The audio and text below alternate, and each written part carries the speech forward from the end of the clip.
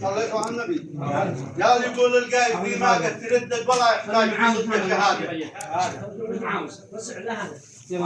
يقول القايد في ما قد تردد ولا يحتاج في صدق الشهاده. صهيل الخيل والسيف المهند وفارس من على صهوة جواده. يقول الحق ما عمره تودد وشاعر لا شعر حامي فواده. أشد القوس بالجنبين واليد على الباطل ولا حقق مراده. سلام آلاف فوق آلاف وزيد على قايد لواء حرب الإبادة.